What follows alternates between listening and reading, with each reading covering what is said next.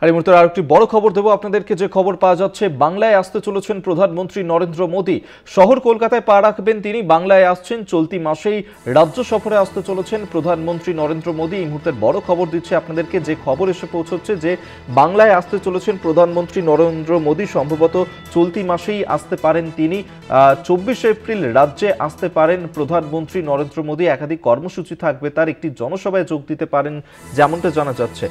বাংলায় আসতে চলেছেন প্রধানমন্ত্রী নরেন্দ্র মোদী। চলতি মাসেই রাজ্যে একটি সভা করবেন তিনি, যার কারণেই তার এই সফর।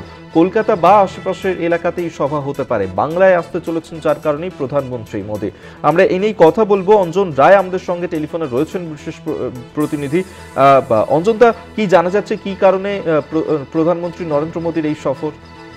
দেখো, অনেকদিন ধরেই প্রধানমন্ত্রীর এই সফর হওয়ার কথা ছিল, কিন্তু নানা কারণে হচ্ছিল না।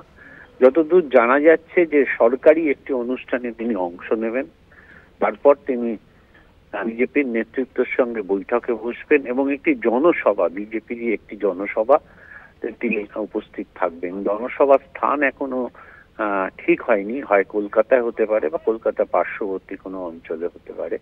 কিন্তু বিজেপি সূত্রে এটা জানা যাচ্ছে যে তিনি আসছেন, এ মাসেই আসছেন। সম্ভবত 24 এপ্রিল বোধহয় একটা ডেট ঠিক হয়েছে। এবার পিএমওর সঙ্গে কথাবার্তা চলছে রাজ্য বিজেপির। সেই ডেট যদি প্রধানমন্ত্রীর সঙ্গে ম্যাচ করে তাহলে 24 তারিখই হবে, না হলে অন্য কোনো দিন। কিন্তু চলতি মাসেই আসছেন বলে বিজেপি সূত্রে খবর। এবং এই প্রধানমন্ত্রীর সফর হয়ে যাওয়ার পর বিরোধী দলনেতা শুভেন্দু অধিকারী জানিয়েছেন যে প্রধানমন্ত্রীর সফর হয়ে যাওয়ার পর তারা নবান্ন অভিযান করবেন মমতা ব্যানার্জির পদত্যাগের দাবিতে। ধন্যবাদ আপনাকে। বিশেষ প্রতিনিধি অঞ্জন রায় আমাদের সঙ্গে টেলিফোনে ছিলেন।